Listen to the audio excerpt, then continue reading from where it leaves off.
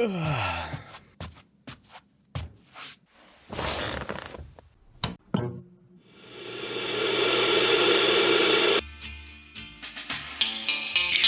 lucky, draw against my hand, punk.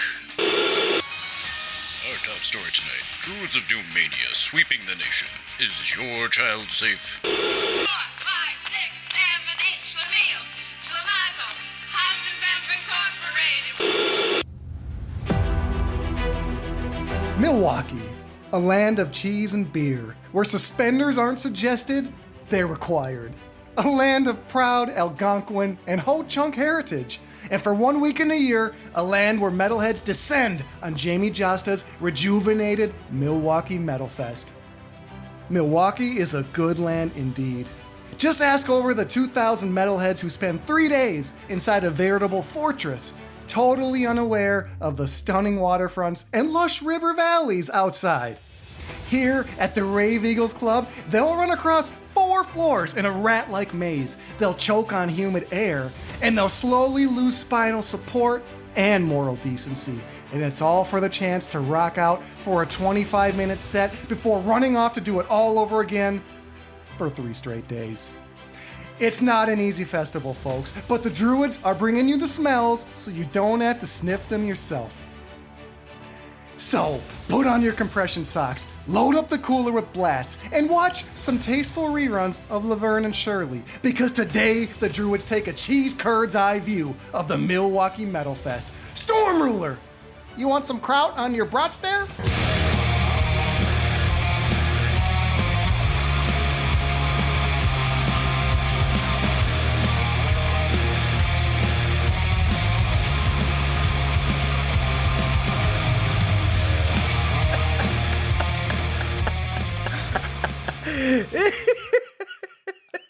I really hope that kraut's not just a colloquial. And people across the whole country eat sauerkraut, I hope.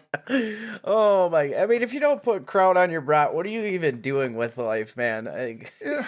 If you don't have kraut on your brat, you misunderstood the fucking assignment. If you hand me a bratwurst with ketchup on it, I'm going to smack it out your hand. If you don't put kraut on your brat, if you don't put brat on my kraut. Not only have you missed the assignment, you're in the wrong fucking class, man. Like, you gotta have it. You gotta have it. Franny, I can tell straight out of the gate, this is going to be a maniacal season 2 finale. I hope everyone's ready for it, because in today's episode, we're going to be covering the Milwaukee Metalfest. We're going to be recapping the top performances and a lot of insane little tiny moments along the way. Oh, yeah. We've got a 420 look back, because your boys didn't get an episode out last month. We should have, but we've got a 420 look back on a wild set from Bongzilla, and we may have even found a way to talk about Bruce Dickinson once again. So stick around. This episode is going to be a banger to close out the season. If this is your first trip with us, welcome in. We are your druidic circle for metal news, concert coverage, and esoteric body humor. And you know, every show we're going to guarantee you that you're going to lose some brain cells, but along the way, you're going to gain some wisdom. So subscribe to the show, follow us on Instagram, and reach out to us at druidsofdoompodcast@gmail.com. Franny, it's the final misty days of a late spring as we head into summer, and in Minnesota, breathe literal air water. This humid-ass state is finally turning around. It's getting to be warm weather, and I don't know about you, man. I'm just doing like historic levels of vibing as I look ahead to the summer. Oh, yeah. I'm like rotting on the couch, just equal parts TV, little couple of books, some video games. And I've loved the NBA playoffs so much so far this season. Although by the time this airs, our beloved Timberwolves will probably be eliminated. I know. It's heartbreaking. We've gone so far and yet not far enough, as is tradition for any Minnesota sport, sadly. Cursed goddamn state, I swear. To add insult to injury, I've enjoyed the Timberwolves run so much that I downloaded NBA Live. I thought, let's give a sports game a chance. Franny, have you ever had a game tell you right away that it's probably not for you or that it's going to punish you? Because I downloaded NBA Live and the game immediately opens with a white dude getting dunked on for the intro. And first of all, I've never felt so seen before because that shit's a real experience for you. But secondly, I'm like, God damn, can I at least get eased into this fucking poster that I'm about to be on? Straight balls to the face. Anthony Edwards balls to the face dunk. He is like, hey, by the way, you stand no chance, good sir. No chance. I mean, it's enough that in real life I've got no chance. But now you're making my deficiencies athletically known in a virtual realm. Jesus Christ. Oh, man. Yeah, it gets pretty brutal sometimes, I tell you what, man. Shit. Are you throwing in our season 2 finale fucking Boomhauer at me right now? It may have slipped out a little bit. Is that where we're at? Is that what we've become? Jesus Christ, Franny. Get your shit together right now. This is the fucking finale. Loosen up. God damn. Well, I've been vibing, baby. I've been vibing, and I've been watching a lot of YouTube videos, so much so that I would say this is sad, but YouTube is now making it so that Netflix feels like reading a book. My brain has been so wired now for micro content when I try to sit down and watch like a 3-part docuseries. Fuck, there's no chance. It's crazy, dude. It's crazy because, I mean, it started off with TikTok doing the shorts, and now YouTube is like just as prevalent with the shorts, and same with Instagram, man. Like it's crazy how fast your brain can get rewired for something like that. Because I'm right there with you, baby. I just try to sit down for a documentary, and I'm just like, oh, God, I've been here for an hour, and then I look, and it's only been 5 minutes. I'm just like, what the fuck? My brain, in terms of rewired, there's no cord management needed. I've got fucking 3 synapses. They're all firing to the same neuron. It's one big feedback loop. There's not much happening at this point. But that's why I picked, you know what? Look, this is another indication where I'm at. I bought a neck pillow, and I just feel like there's no going back. I found I wasn't getting the ergonomic support I was needing on my lazy boy leather couch. So I had to spring for a neck pillow. I have no regrets. I have no regrets. You guys can't see this, but I am dying right now. Oh, fuck. You got it at an airport, too, didn't you? You just fucking dug it out of your closet. You're like, I'm gonna give this a shot. The thing. I meant to bring that with me to Hell's Heroes, and I forgot about it. So then, like, I'm sitting there on the plane. I'm sitting here on the plane with, like, a turkey neck, fully unsupported, like a commoner.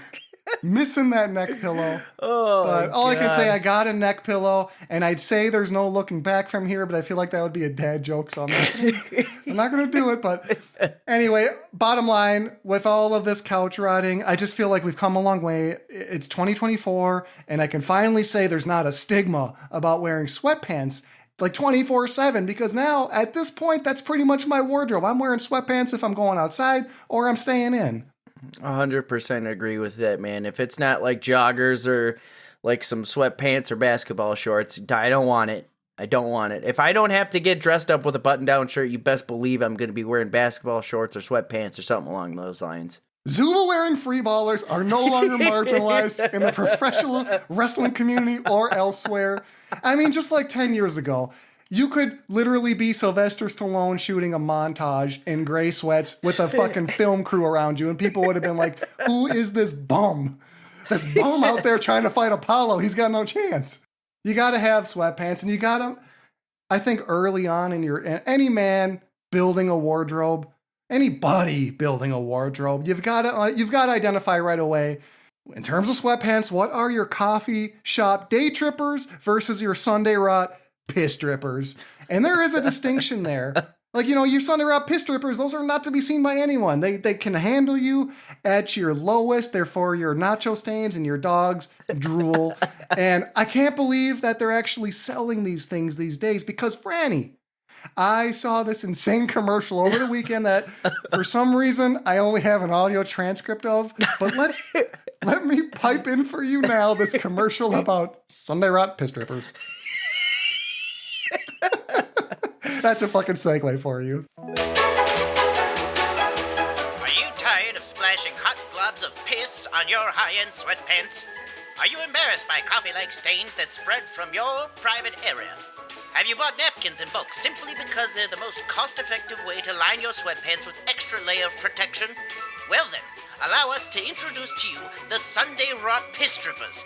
Featuring patent piss sponge technology, these sweatpants will ensure you drip with confidence. Sunday Rot Piss Strippers are designed for the metalhead who has become comfortable with their loose urethra, but not with their tight wallet. That's because they're affordable, stylish, and most of all, absorbent. So, if you identify as someone with the occasional unfortunate squirt, don't waste another moment. Head to the Druids of Doom web store right away and unburden yourself from the shackles of being a self-loathing dripper. Fucking patent piss. Oh, damn it. Esoteric body humor, that's what we're here for. Oh my god.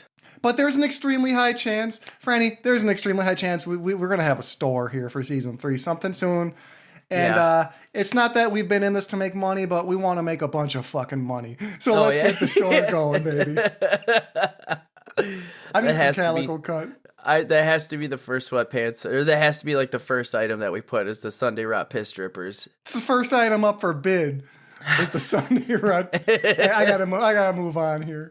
So Franny, let's dive into some show reviews. I understand that you and your wife went to Legions of Metal in Chicago. And by the way, what are we calling your wife this day? Are we still calling your wife Mrs. Franny? Yep, Mrs. Franny. That is the colloquially accepted term as dubbed by her, so... I don't know, man. I feel like you can't just call her Mrs. Franny. She's not your fucking property.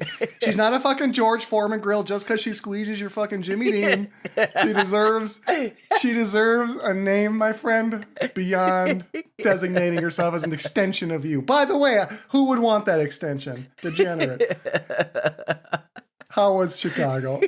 Son of a bitch. Tell us about Chicago. I can't laugh anymore. But the trip to Chicago was really good, man. You know, I had to deal with the normal bullshit traffic, but the actual festival itself was really good.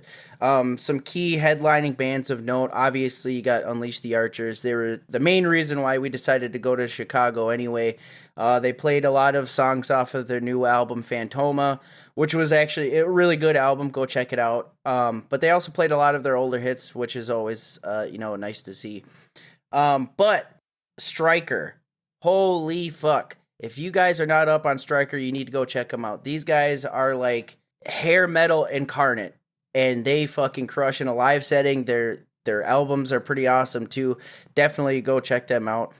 And then another band that was like really kind of special to me was Olathia. They were kind of a opener, but they were really, really good. And the front woman kind of made me feel like a new wave of heavy metal, like Janis Joplin mixed with Joan Jett with a dash of like Lita Ford. You know what I mean? Jesus Christ. Yeah. With a sprinkling of Ella Fitzgerald and a touch of Judy Garland. Like, holy shit, this is quite the performer. Yeah, she was incredible. Like, her stage presence was awesome. Dance moves of Fred Astaire.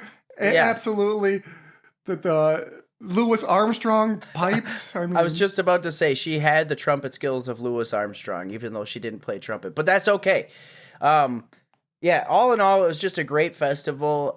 We did get to see a little bit of day 2. We had some other stuff going on that day, but all in all, it was a great festival. I highly recommend it if you ever get the chance to go. Sick. Shout out to Metal Haven Records, who apparently was at Legions of Metal with you, Franny. I don't think you guys had a chance to connect, but he was also at Milwuakee Metalfest selling traditional heavy metal. So Metal Haven Records, follow them, check them out. He curates all sorts of traditional heavy metal.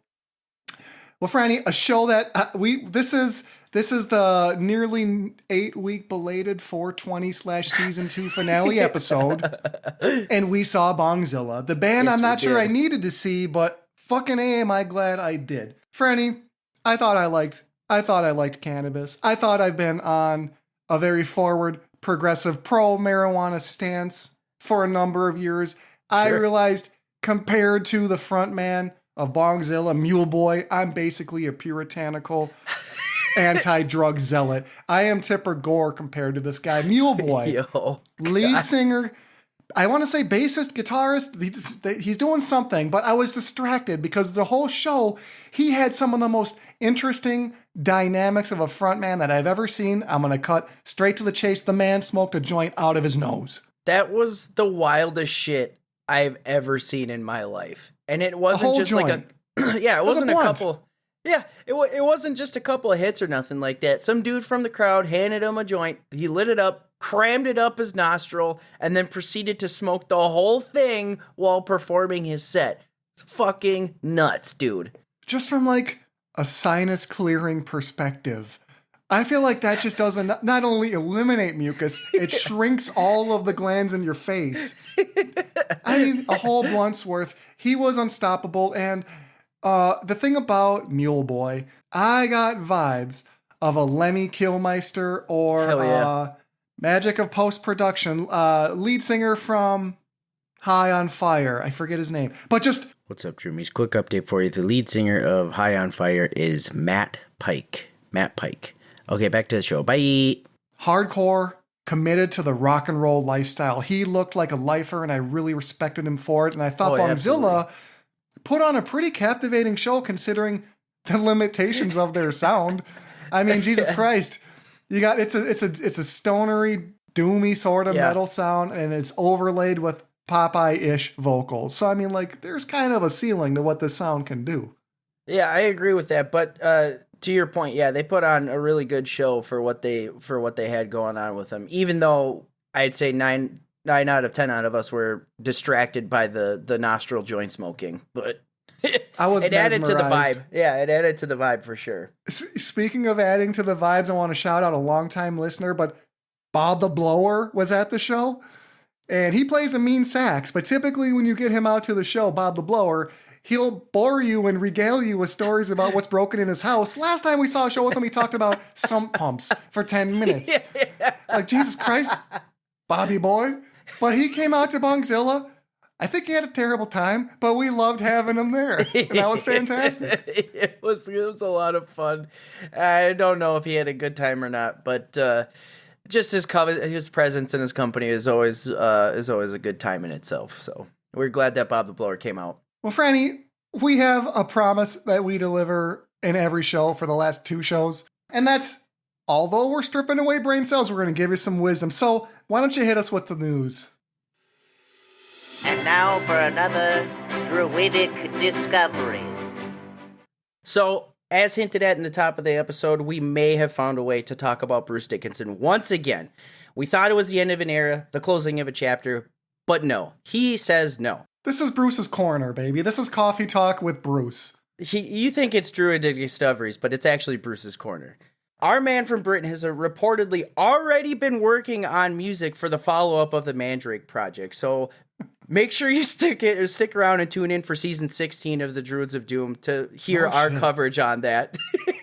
No shit. I can't wait to come to you in 2036 from inside the installation of the last vestibule of American defense against the cyborg robot army, talking about the new Bruce Dickinson album, A Hope for Mankind, the Mandrake Project follow-up.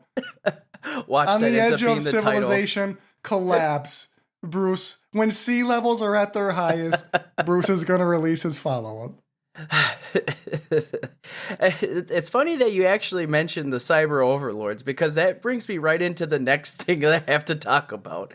Oh boy. So, in previous episodes and just what we alluded to, AI use is on the rise, right? From everything of, people cheating on their homework. We use it for our cover albums. From everything from the Druids of Doom. I mean, like I said, we use it for our cover art. But what if I told you that the rise of the cyber overlords is rapidly approaching us? I'd say, how dare you, sir? Well, there is an AI hair metal band that is giving Rat a run for its money. The band is called Cubicle Riot, and they currently have 2 songs out on YouTube. One of them is called I Need to Let My Hog Breathe. I need to let my heart breathe. Oh, please, circulation is gone.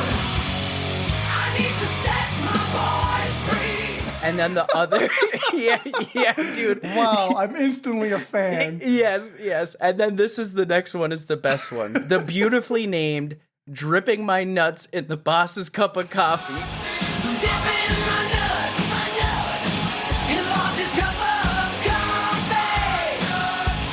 What a feeling, payback is worth a little pain. These boys got it. These AI boys man. got it. That's unbelievable. Have you listened to them? Yeah, I listened to both of them, and I'm not gonna lie, they are pretty fucking catchy, dude. I expected more of a moral dilemma inside of me when we ultimately get pitted in deciding organic life or some sort of cybernetic bullshit. And after hearing about this AI riot, this AI rat band, I instantly knew which side I was on. It ain't the fucking humans. No. If I get songs like this on a regular basis, fucking sign me up. I will be a defactor. Let my hog breathe? Are you fucking kidding me? How are they writing such relatable content? I don't know, dude, but there's one point in the song where he talks about the denim is choking and he's got to let it out. It's just the funniest shit I've ever heard. That's incredible. I will link that in the episode description. You guys got to go check out that YouTube channel. I believe it's Duck Fuss, and it's just fucking incredible. I, for one, welcome our AI overlords. Yes. Considering these announcements. Incredible work you're doing. But yeah, that's all we got for the Druidic Discoveries this time. So why don't we roll right on into the topic du jour of Milwuakee Metalfest 2024.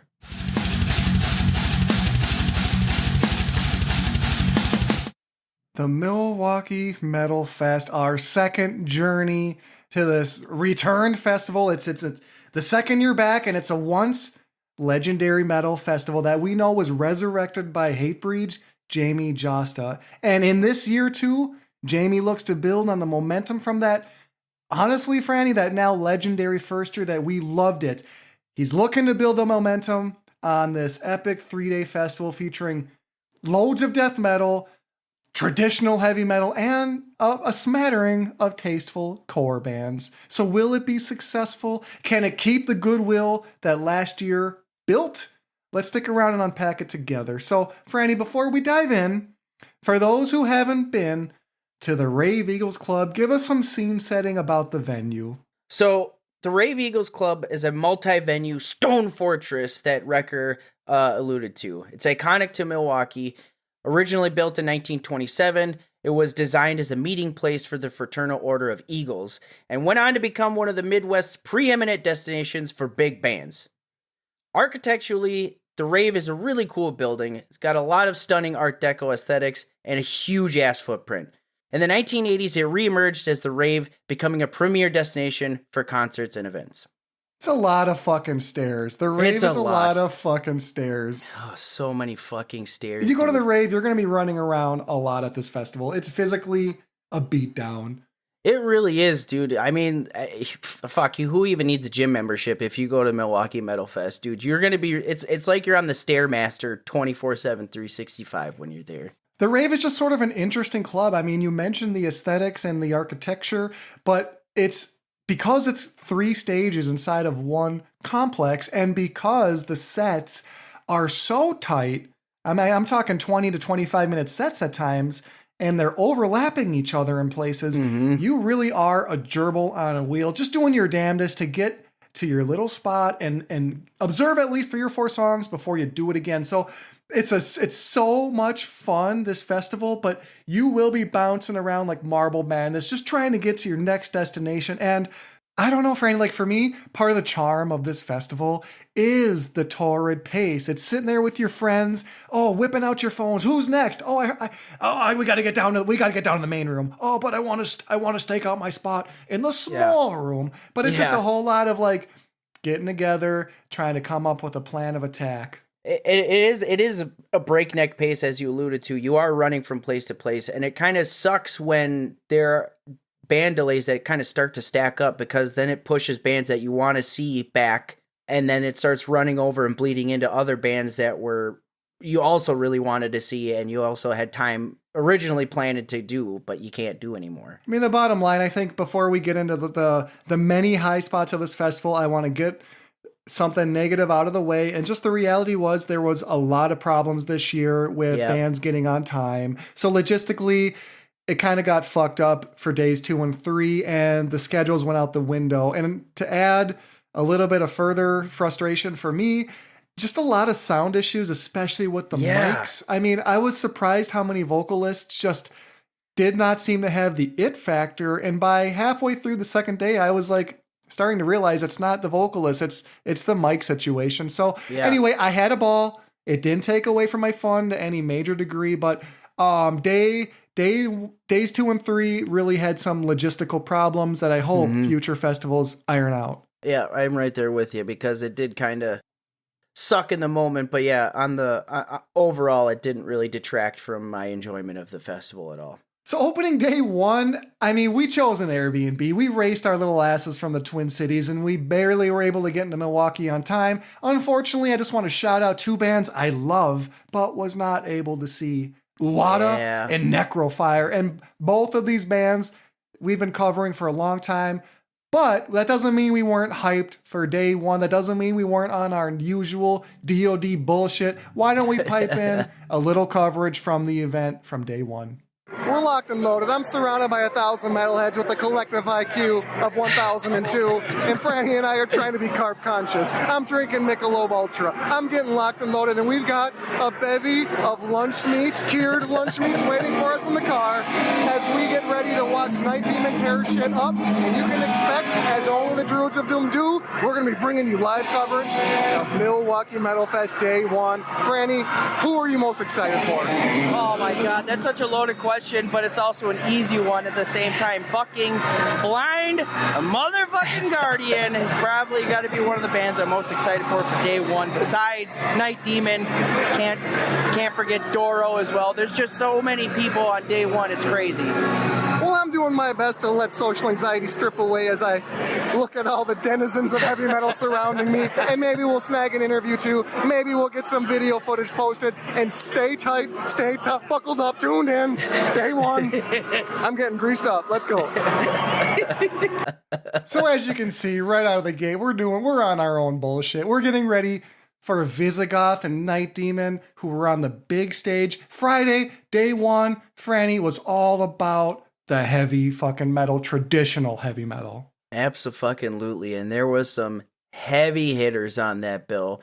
As alluded to, Night Demon, Visigoth, Blind Guardian. We're going to talk about a bunch more. It was fucking stacked. Friday, in my opinion, was the day that I was looking forward to the most out of the whole weekend. Same, man. Friday was so fun. Everyone knows I'm a dyed-in-the-wool death metal fan, but I love traditional heavy metal. And Friday had so many bands going back to my youths. When I was a youth. When I was young, like so many, like Symphony X is so sacred to me, and Blind Guardian, as you so wonderfully alluded to in that clip, that was your white whale for day 1. I mean, it's a stacked lineup on Friday. I was so excited. And Visigoth and Night Demon and Eternal Champion, this trio of young traditional heavy metal bands, not only were they on the big stage, but they held it. You talk about heavy hitters, you got 3 young traditional heavy metal bands on the big stage. Oh, absolutely, man. It was wild to see. And to be honest with you, when they announced that Night Demon was going to be on the big stage, I was not expecting that. I was expecting them on the medium or the small stage, but I was really happy to see them get their due on the big stage and command the crowd. Well, especially coming off the backs of Hell's Heroes, where I got to see so many of these traditional, excellent young bands, to see these sort of heavy metal hard hitters on day 1, it left me feeling a bit battered and in need of some sort of nurturing. And luckily we went to the show with Mighthouse, a 6'6", roughly 342-pound sheer muscle wall of a man who was protecting us. Let's check in with Mighthouse. I've never felt more protected in my entire life. You know, listen, if you want to feel like a baby bird being protected by its mother in the nest, all you need to do is talk to Mighthouse and have him put his arm around you for at least 3 seconds, and you will know the feeling. Mighthouse, has anyone ever told you that you make them feel like a marsupial? That's never been uttered to me before. Has anybody ever wanted to climb inside of a pocket like a Joey that you carry around to keep them safe? No, not at all. I've never been told that. Would you consider going in said pouch if it were available, Franny? Oh, I mean, there's not a percentage high enough to equate to how much I want to do that. Day one, and basically the Druids of Doom are looking to get swaddled as we recently choked down dry sandwiches and a couple of nice Italian mineral waters as we await the mighty eternal champions. Stay locked and loaded. Checking in with you soon. I'm sorry, folks. This is the concert coverage we're bringing in. You get to hear. But you got to understand something here. Mighthouse he's quite the striking figure, and he will make you feel safe. Oh yeah, 100%. He will make you feel safe and protected. Absolutely.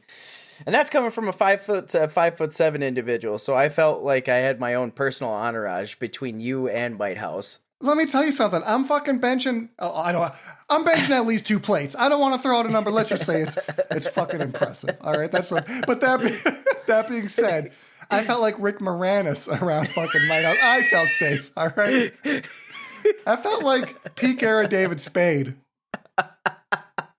Just fucking totally safe. And safety is not just physical, it's emotional and psychological safety. So just a whole triple package. Thank you, Mighthouse. We're happy to roll with you. Absolutely. Anytime, any place, you name it, I'm there, baby. Well, Franny, rounding out day one, unfortunately, I don't even know what the hell happened to us. We missed Eternal Champions. And we son of a bitch. We were luckily able to enjoy Doro, and let's take a moment to acknowledge the showstopper of day one. And I can't believe I'm saying this. Hammerfall. Wow. Hammerfall fucking crushed, dude. That set was just a straight ass banger. What? God. They were just a lot of fun. Oh, yeah. 100%, man. 100%. It was my first time seeing them, and I'm not going to miss an opportunity to see them again. That's for damn sure. I had so much fun seeing them. Absolutely anthemic, soaring vocals, sing-along choruses, Absolutely. And crushing and metallic, sharp riffs that just their whole catalog is built to be played live. And that's normally why I really enjoy core bands, because their music is meant for a live setting. You know, you get some of these... Yep. You get some of these technical death metal bands, and I don't care. I don't fucking care. It's boring live for the most part. Yeah. For the most part. But bands like Hammerfall, which are simple in nature, they're more fun. They're just more fun to see live. And I don't think that's ever been so obvious to me as it was on day one. I walked away. That was my second time seeing them. And Hammerballs crush. Hammerballs fucking crush. Shout out to True Sagan Elite. I know you hate them. Hammerfall, they crush, and they made believers out of that Milwaukee crowd. So, oh, absolutely. They had a meeting out of the palm of their hand, even with the sound issues. I mean, at the end of their set, I don't know if their mics got cut or what happened, but they played with no mics of any sort, and they still just commanded the room. It was awesome. Talk about a power move. You get cut off because you go over in time, but you've got the goddamn wherewithal and balls to realize that you could shoot someone in Main Street and the crowd is still with you because they got cut. Their sound got cut. They kept playing. Everyone stuck around and kept chanting, "Sound guy, you fucked up." The crowd was with Hammerfall. And I can't believe absolutely, man. You done fucked up, boy. Well, Franny, this all was a bit of lead up to the Germans that you were there to see. You know, I love Doro. I know you love Doro, but we were there for Blind Guardian. And before we talk about what they sounded like, I just got to say, I'm a little bit stunned and I'm deeply impressed by how Blind Guardian kind of turned hip hop and went heel on the bit. And for a moment, Hansi Kirsch, lead singer of Blind Guardian, broke the fourth wall to tell us and brag to the crowd about how much Blind Guardian's retainer fee was and what a big time they were. And like, bro, no one's questioning you. You're fucking Blind Guardian. You're headlining a major festival. He's like, you have no fucking idea how much it cost to retain. How it cost to retain us. And I'm like, Hansi, I didn't know you were that guy. You are him. Oh my god, that shit was fucking wild. Yeah, you talk about turn and heel, man. That was it right there, man. That was textbook metal band turn heel on that. Who one. was he flexing on? Why are you flexing on the crowd to see you? I don't know. That's so weird. That's the weird part about it. He was like just flexing on open air, you know what I mean? He knew we were all there to see him, but you don't gotta go so hard, Hansi. We are Blind Guardian. We make amazing music, and you will pay us to play it. I'm pretty much mostly a crowd, so I can get away with doing a terrible German impression. But my God, Hansi, I didn't know you were that guy, and it was a hell of a way to start off a headlining set, which I thought was quite special, and I know you thought it was quite special. I sure did, man. Yeah, as Wrecker alluded to, that was my white whale of this whole festival. This was my white whale, as one I was been looking forward to seeing ever since I found out about him. And I behind the veil, I did get misty-eyed. I had an Olympic tear roll down my cheek when they started playing Mirror Mirror. You know, I was emotional. It was a big thing for me. You know what I mean? Hey, man. I appreciate the vulnerability. This is why we do it.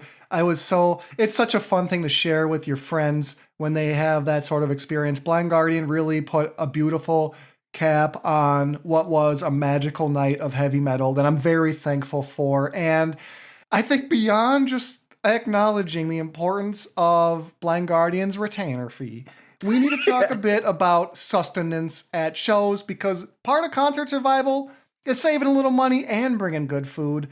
I don't know if we really did either of those, but let's hear about it.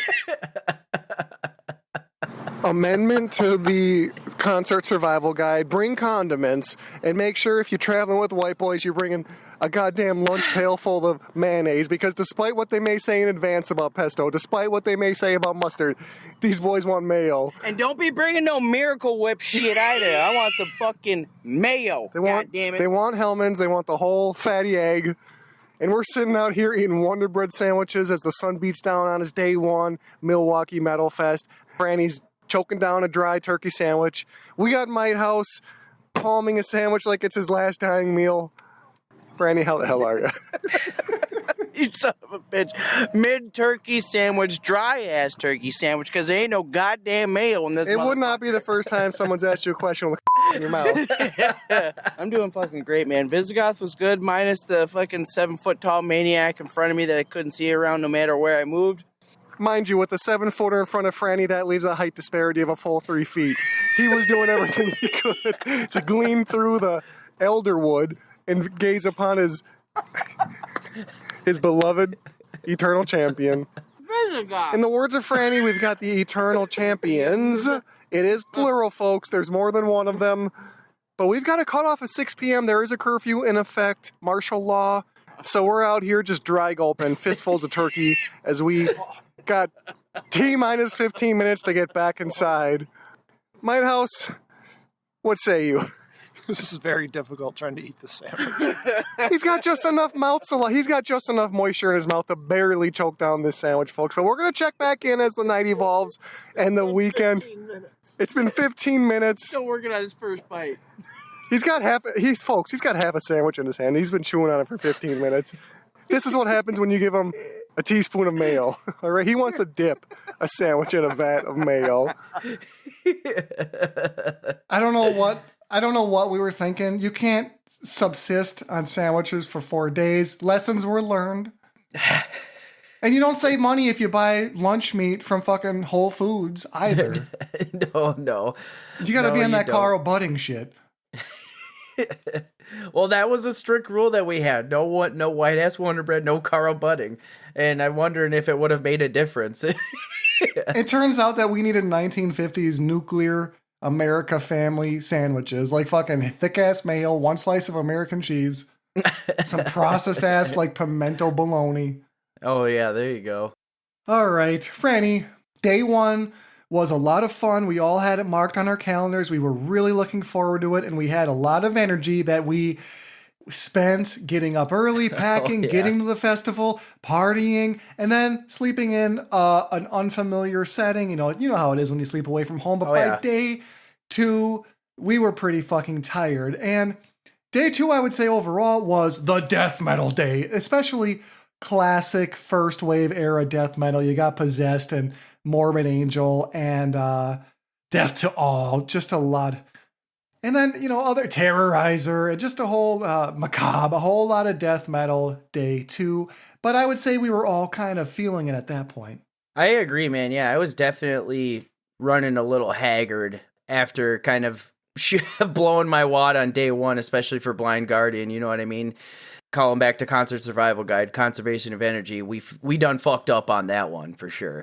Well, I think energy flow charts were discovered. We all realize that we have our own unique energy distribution throughout the day. I peak early and I fade away for the second half, whereas Franny, he's a slow build. And ironically, after all of that, Might House, he starts strong, lulls hard in the middle, finishes hard. Yep. So I don't know if you can visualize what I'm saying, Droomies, but bottom line, everyone's got a flow chart of energy, and we discovered ours on day 2.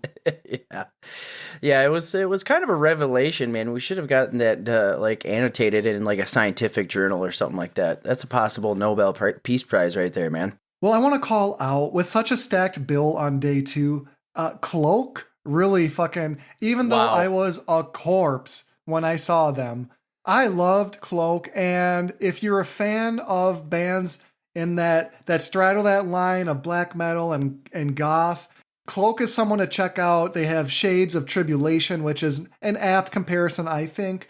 And they play just a really straightforward, no bullshit, melodic, dark set. And I got a kick out of it on that small stage. That small stage has just got something. I can't agree with you more. There's something about that small stage that just heightens a band's performance. I don't know if it's because it's such an intimate setting, maybe, but every time I see a band in that small stage, it's just always a lot of fun. And Cloak, they were a lot of fun. And they kind of made me realize that bands should normalize incense because it does get a little dank up in there, but those incense definitely helped out. You know what I mean? I always appreciate a nice little sage burn on the front end of a set. And just overall an impressive band. And as we've talked about this, I'm really starting to realize now between both years 1 and year 2, that small stage is for me where I have my most fun. So when you get out next year to Milwaukie Metalfest, the third, the ill-begotten third child, you check out that fucking small stage. That's my closing sentiment. Cloak, you crushed it. And I'm so sorry, Cloak, that I was worn out. I had to sit my little ass down. I was blown out. Let's go live to the tarmac outside at the Rave Eagles Club and check in with the boys. There was a rather rotund woman fucking flailing in front of me like seaweed in the ocean at Blind Guardian, just offbeat as shit, just arms wailing, just free-flowing gelatinous, you know what I mean? It was crazy. So I'm walking out here to try to find you guys, and there she is, just fucking stone cold stunned on the fucking table over there, just passed the fuck out. 6:30 in the afternoon with several hours to go.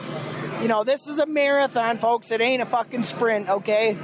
Now, folks, it's day 2 of the Milwaukie Metalfest, and if you can detect the strain in his voice as he tells you it's a marathon, not a race, you would not be wrong to say this man is, in fact, lost the plot, as he is barely standing. But he's got a cloak, drumstick. And a pick. But no, as Wrecker alluded to, my voice is strained, but you know what? I'm not fucking stone cold passed out on a table right now. I'm feeling good. I'm feeling spry. There's levels to this shit. There is levels to this. There is varying degrees of blown out, and my voice is at that level right now, but my body is still alive and kicking, folks. You're not horizontal on a plywood table in the middle of Milwaukee, so for that we give you credit. But it's night 2 as we look chalk-faced in the eye of a whole lot of death metal, and we're trying to find our energy, folks. We're gassed. I can barely come up with words. We're just doing this at this point so the show remains with some fidelity to the product. I'm fucking dying, people. We had to pull our own chairs next to a generator. We're by a goddamn food truck. But we're having the time of our lives. Inhaling gas and hot dog fumes to save our lives, but you know what? It's all worth it. Did it for the content. Just unbelievable. Oh my god, what a degenerate. I went hard as fuck on that girl passed out, dude. Jesus. You cut such a promo on that poor woman. Folks, She was probably sitting at about a 0.12 fucking alcohol 0.16. I don't know what it would be, but something far beyond any consumption level that a healthy person should have. And Franny comes out, cuts a huge promo on her. Jesus Christ, I can't believe that still to You this had some day. serious aiming fluid going there, man. I love it. Man, and I had a strained voice. It was like harnessing Macho Man there for a second. You were dude. harnessing Jesus. shades of Macho Man. But we were taking a reprieve to get built back up to head in and check out the most insane band of the 3-day weekend. Holy. Belushi Speedball. Belushi Speedball. My God, what a name. And if you haven't seen Belushi Speedball before, these guys come out with Nerf guns and Rubbermaid totes and all sorts of toilet paper rolls, and they're playing the small stage, tossing all this shit around. And I'm just sitting there with my jaw on the floor. I mean, musically, they're crossover. This is nothing necessarily new, but they're self-aware. I love that they know what they are, and they're not afraid to embrace a fun gimmick. Hell no. And yeah, it was, to sum this up in one word, insanity. That's literally all you can say about this set. It's just insanity. As Wrecker alluded to, there was toilet paper flying around. There was Nerf guns. There was squirt guns. There was Rubbermaid totes that got shredded in half in the pit. There was playing cards getting tossed around. It was utter insanity. There was a fucking earthworm mosh pit that I didn't even know existed until I saw them. Holy fucking shit. Hold the press. I think I bailed from the set before that happened. I saw like 4 songs. What the fuck is an earthworm mosh pit?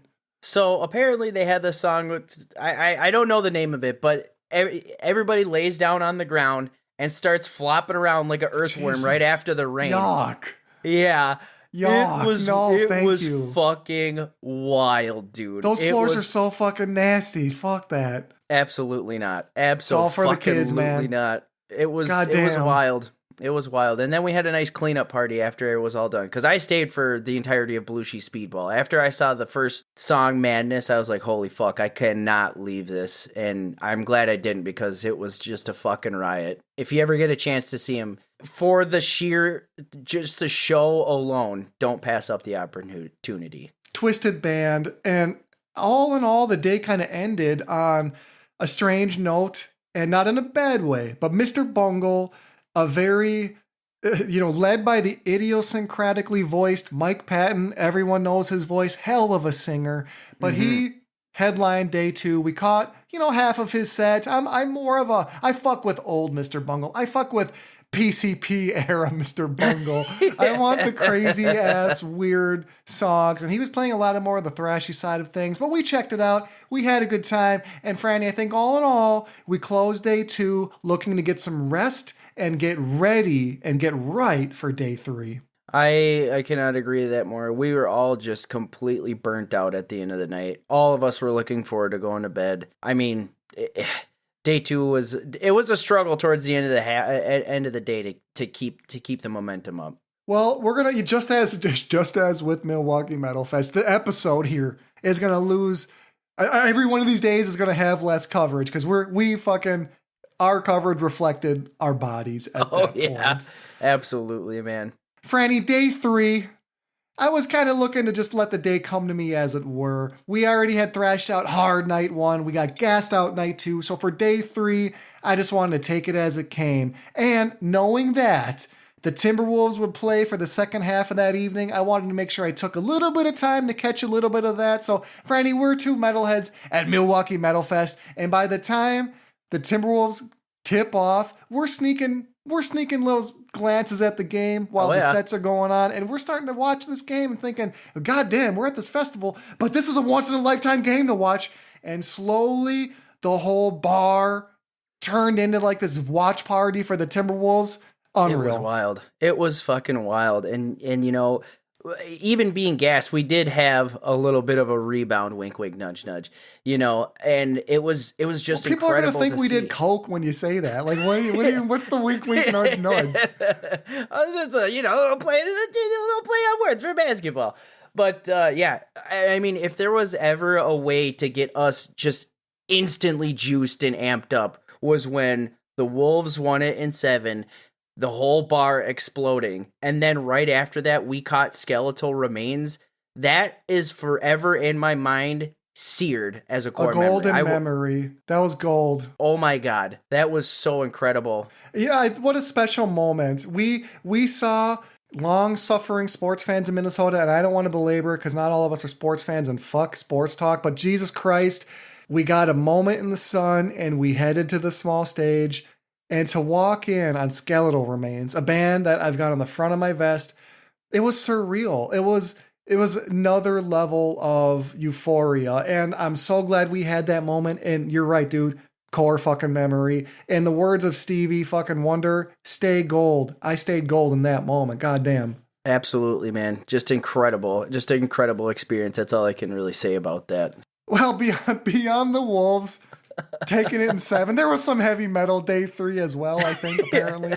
I remember, it's so funny. I'm sitting there watching the Timberwolves game, and in the background, I can just hear boring ass Morbid Angel doing their shit. I've seen them. I don't give a fuck. I've seen Morbid Angel 10 times. They're boring live. I'm sorry if I'm hurting any feelings here. They're great at home. I didn't feel like I was missing much. You know, I've seen them, but we've talked about this festival a lot. Rather than run down the list of bands on day 3, I just want to make a little call out to a few of the performances beyond Skeletal Remains that really shook us and took us. I mean, goddamn. Stabbing. Stabbing is a band that was not on my radar on the front end of this festival. You can't know them all. And I wasn't familiar with this band.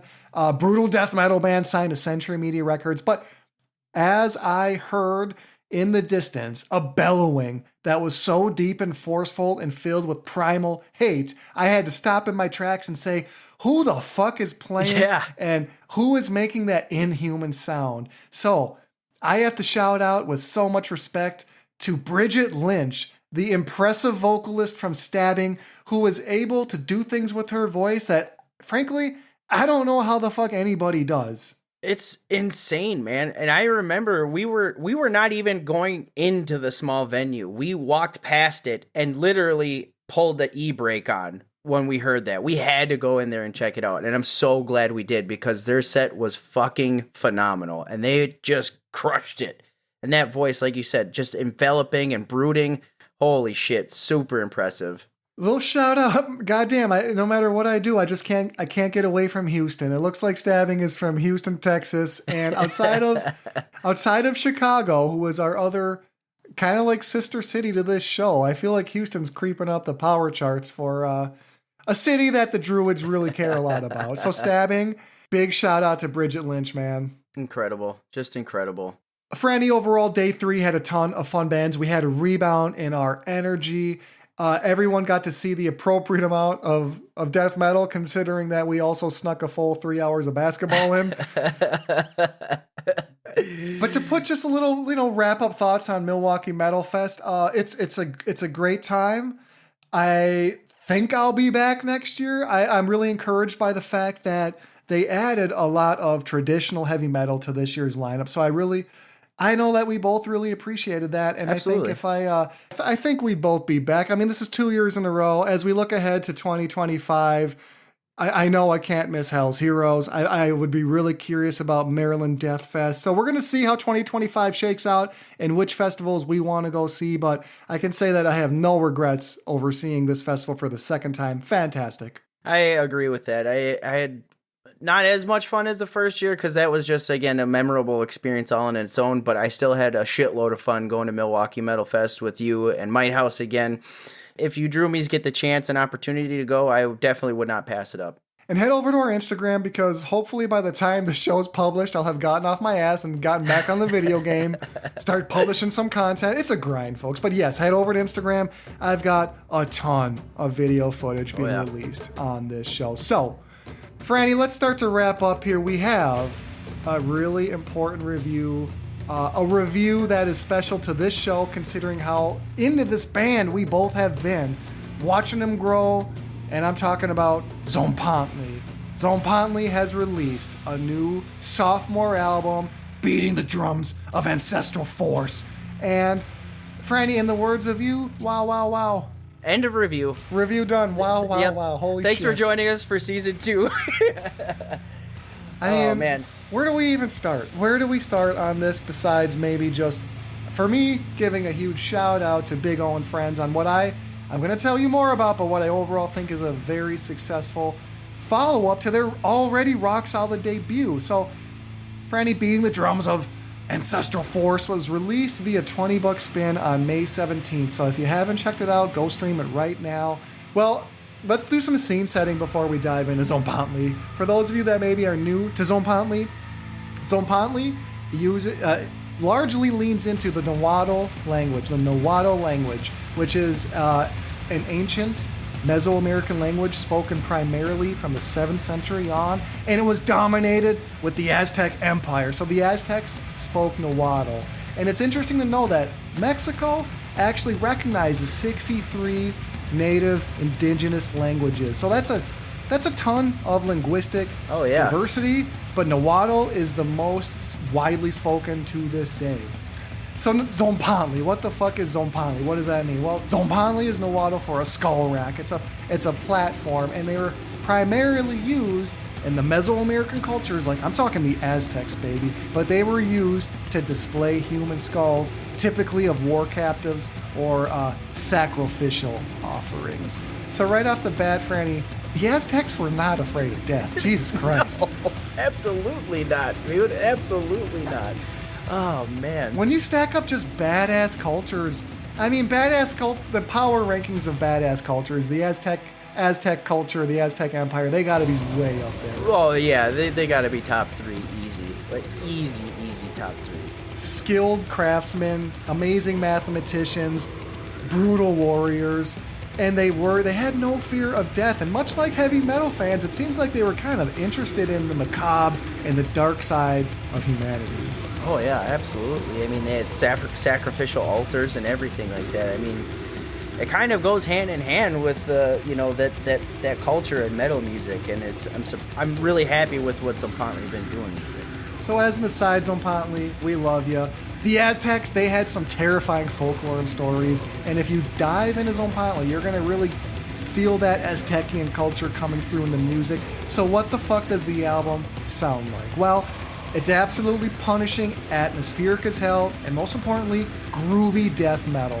It's groovy death metal that's also at times funerally doomy. I mean, it's just an overall oppressive sound, but what's really cool about Tzompantli, what really sets them apart, is the way they use native instrumentation. So it's chanting, it's the instruments, it's these really terrifying wails and screams and shouts. Yeah. They're vocally doing a lot of really creative things on this album, and it transports the listener. And when I listen to Beating the Drums of Ancestral Force, there's something really dark here, something really compelling. It's raw, it's arcane, and I've always personally felt that the native peoples of America have just like, this is corny, fuck, but they have such a deeply rich mythological tapestry, and it's just waiting to be explored through this medium, this heavy metal medium. So I want to just really shout out how successful Tzompantli has been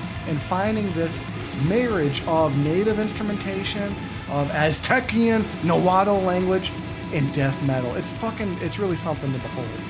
It really is, man. And it's such a well done marriage too. Like, it's not, when you listen to it, you don't feel like it's half-ass or anything like that. You can tell that they are really tapping into their culture and their heritage, and they're showing a lot of respect through that music. And it's like you said, it's groovy ass death metal at times, and it's fucking catchy the whole way through. It makes you feel feelings. It makes you feel emotions. Yeah, the thing, it's funny that you say catchy. Catchy is not how I would think of this, but what you said about catching feelings, absolutely. I feel a lot when I listen to Tzompantli. I feel like this is a band who is on the cusp of spearheading something. I don't think it's a new genre per se, because at its heart, this is still death metal in its guts.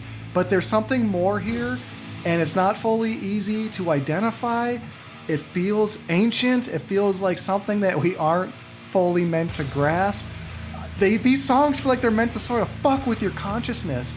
What's up, Droomies? You probably want to hear what this sounds like before the record goes any further, so let's take a quick listen.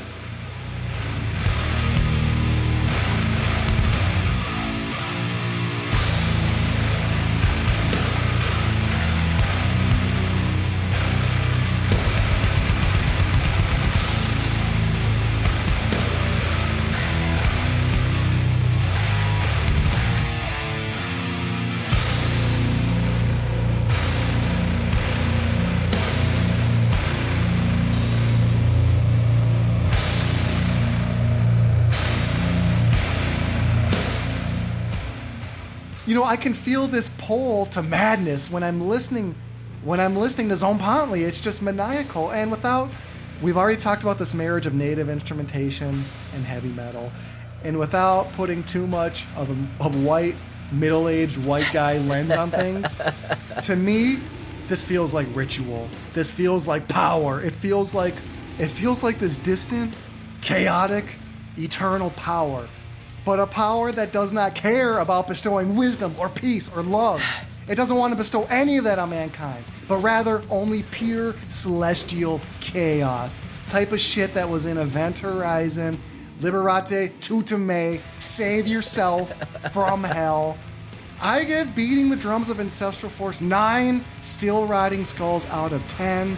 It's an absolute, for me, record-approved death metal album of the year candidate. I'm not pulling punches. I can't wait to see how Tzompantli grows and where they take this sound. I really think that these guys are onto something new and fresh, and if they can just see this out, I think we're going to be looking back on a career that in retrospect is going to be pretty fucking special. Yeah, I could not agree with any of that, or I couldn't agree with more with what you said. It does feel something special is happening with these guys.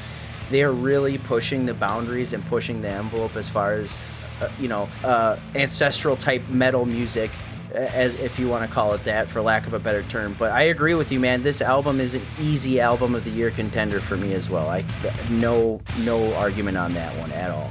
And I'll just, besides like gushing over the album, I'll just say as a quick aside, as part of the research, if you want to check out some just badass mythology or folklore, look into some of the Aztecian folklore. There's some really dark, compelling stuff there, and I'm sure any anthropologists or theologians out there, that the three of them that have heard our show, all these the rest of us Knuckle Dragon Denny's Lions clicks, we're not always familiar with all the rich tapestry of oral traditions that are across the globe. But if you get a chance, the Aztec culture, straight to the top, check them out. I mean, everything can't be Grimm's fairy tales. Everything can't be fucking Thor, for God's sake. Open a book. Franny, what a season. A season of high highs and low lows. We did so much this year, man, and we're so thankful for all of our listeners riding with us.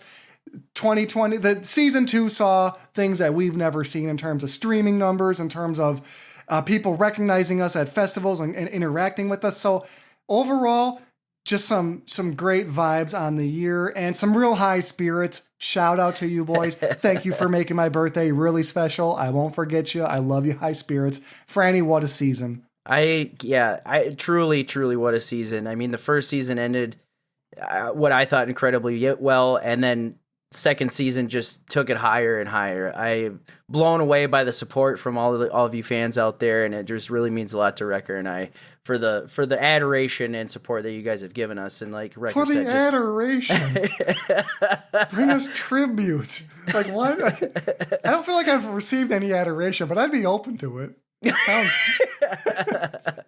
Sounds nice. But all that is to say, I'm just super thankful for you, Wrecker, and for everybody listening out there for giving us a hell of a season 2.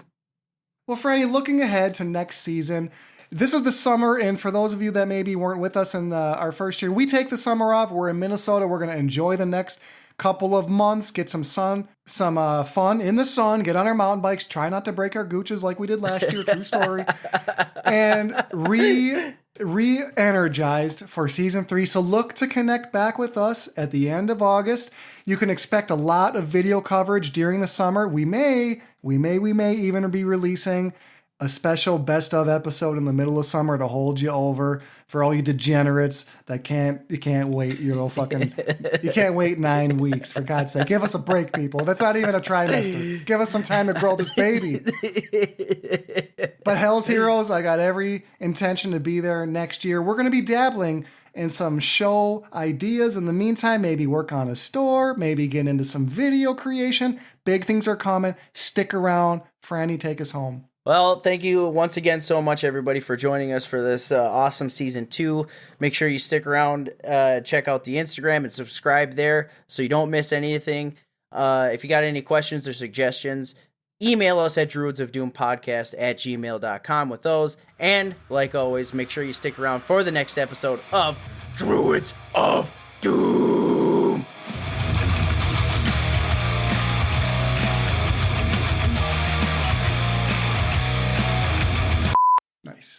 Tasteful punch. I mean, I don't think Bridget Lynch would be fearful, but No, I absolutely respect not. it. I look, a talent recognizes talent. She would at least tell you, kid, you got something. All right. I don't know. Game recognized game. Game recognized game, baby. Featuring patent piss sponge technology. These guys. Damn it. Fuck. I might have to fucking take my headphones off to do this one. All right, I gotta shit. get that. When I wrote this, that part got me. Oh, fucking shit. Featuring patent piss sponge technology, these sweatpants will ensure you drip with confidence. Oh, Jesus Christ.